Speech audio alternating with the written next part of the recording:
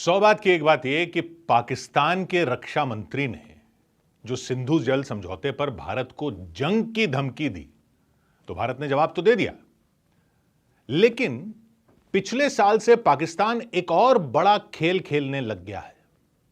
क्या खेल खेलने लग गया है, उस पर ध्यान देने की जरूरत है। आज तक पाकिस्तान कभी सिंधु घाटी सभ्यता का नाम भी नहीं लेता था, आज तक नाम भी नहीं लेता था। अपने स्कूलों में, कॉलेजों में उसके बारे में न ज्यादा पढ़ाता था, न ही ज्यादा कोई रिसर्च वगैरह करवाता था, नाम ही नहीं लेता था, क्योंकि पाकिस्तान ने अपनी पहचान ही इस्लाम पर खड़ी कर रखी हुई है।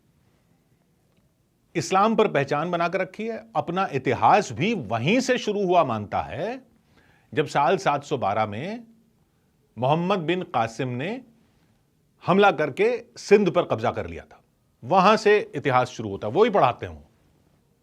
यानी आज तक वो अपने लोगों को यही पढ़ाता था कि जहां से इस्लाम इस इलाके में आया, दक्षिण एशिया में आया, वहीं से एक तरह से इतिहास शुरू होता है। लेकिन उसको अब अचानक सिंधु घाटी सभ्यता याद आने लग गई है।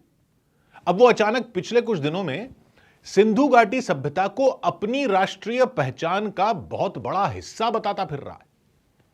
ये कोई छोटा मोटा बदलाव नहीं है। सोचने वाली बात यह है कि अब अचानक पाकिस्तान को हड़प्पा से इतना प्यार कैसे हो गया, मोहनजोदड़ो से इतना प्यार कैसे हो गया, कैसे इस सिंधु घाटी सभ्यता से प्यार हो गया है?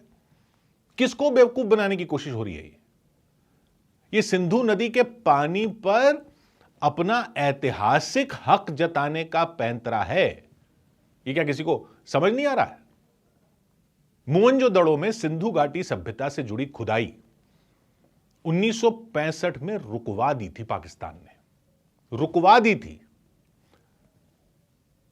एक अमेरिकी पुरातत्वविद जॉर्ज डेल्स वहां खुदाई कर रहे थे, वो खुदाई इन्होंने रुकवा दी थी, क्योंकि पाकिस्तान को अपने आप को फारस की सभ्यता से जुड़ा हुआ बताने में ज्यादा वो इंटरेस्टेड था, अरब की इस्लामी सभ्यता से खुद को जुड़ा हुआ बताने में ज्यादा इंटरेस्टेड था, वो अपने आप को वहां का बताने में इंटरेस्टेड था। इसमें कोई इंटरेस्ट नहीं था।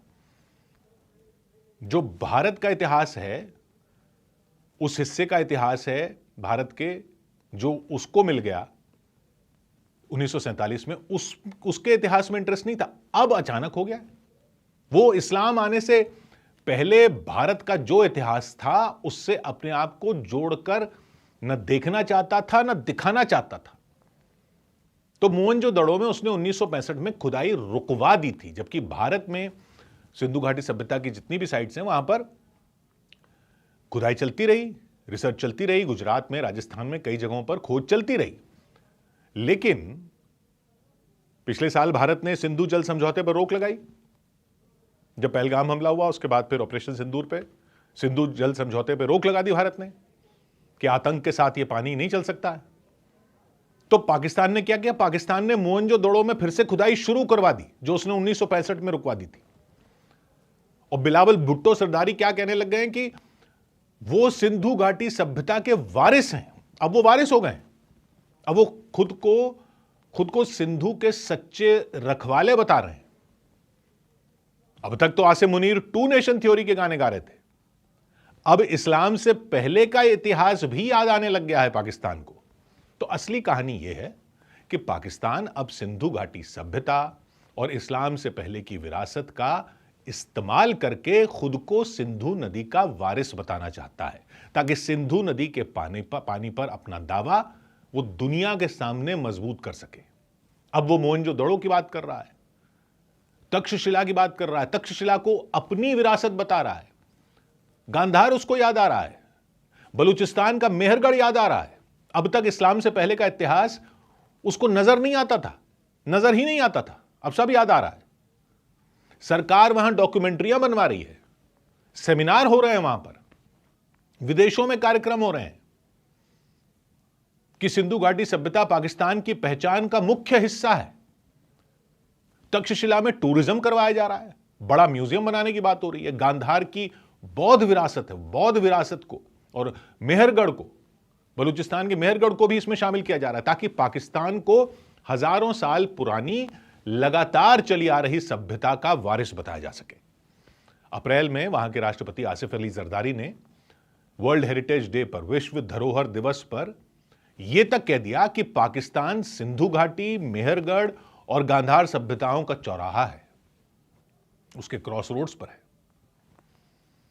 हालांकि इस पर अफगानिस्तान के पूर्व राष्ट्रपति हामिद करजई ने उनको तीखा जवाब भी दे दिया कि गांधार का मुख्य इलाका तो भाई अफगानिस्तान में था और कोई एक देश ऐतिहासिक विरासत का पूरा मालिक नहीं बन सकता। हाल ही में पाकिस्तान में ऑस्ट्रेलिया के हाई कमिश्नर हैं टिमोथी केन, वो तक्षशिला गए तो उन्होंने कहा, लिखा कि यह जगह ज्ञान का केंद्र थी जो इस पूरे इलाके को जोड़ती थी। तो पाकिस्तान के एक विश्लेषक हैं अकबर अली शाह, उन्होंने जवाब में लिखा कि सिंधु पाकिस्तान की है, इंडस पाकिस्तान को बिलोंग करती है, उसका इतिहास भी पाकिस्तान का है। तो ये सब जो सिंधु नदी के लिए प्यार उमड़ रहा है और अपने आप को सिंधु नदी का वारिस बताने की कोशिश हो रही है, ये सिंधु जल समझौता रोके जाने के बाद ही क्यों हुआ?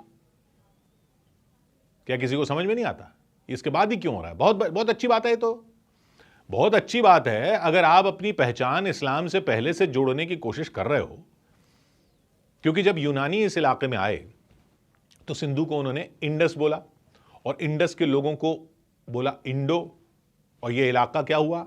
इंडिया। वहीं से आया इंडिया नाम।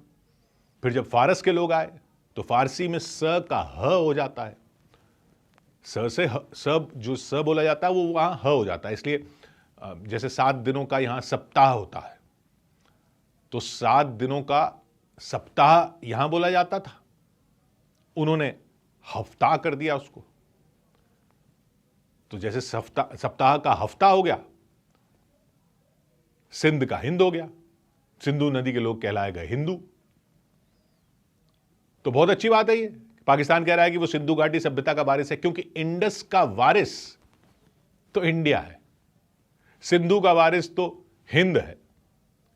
2 नेशन थ्योरी की धज्जियां तो उड़ी चुकी थी 1971 में, उसको दफन करने के लिए भैया थैंक यू बता देना आसिम मुनीर को भी। और सिंधु घाटी सभ्यता की बात करते हो तो पता है आपको, इतनी सारी खुदाई के बाद भी वहां क्या क्या नहीं मिला? ड्रेनेज सिस्टम मिला, ईंटें मिली, मकान मिले, दीवारें मिली, सब कुछ मिला। एक भी हथियार नहीं निकला है खुदाई में, एक भी हथियार नहीं निकला है। तो किस मुंह से खुद को उस सभ्यता का वारिस बताते हो? आतंक की फैक्ट्रियां चला के सिंधु घाटी सभ्यता का खुद को वारिस बता रहे हो। तो ये मत समझना ये सब लारे लप्पे लगाकर पानी मिल जाएगा। याद रखिए वो समझौता क्यों रोका गया था, कि आतंक और पानी एक साथ नहीं बह सकते। 100 बात की एक बात।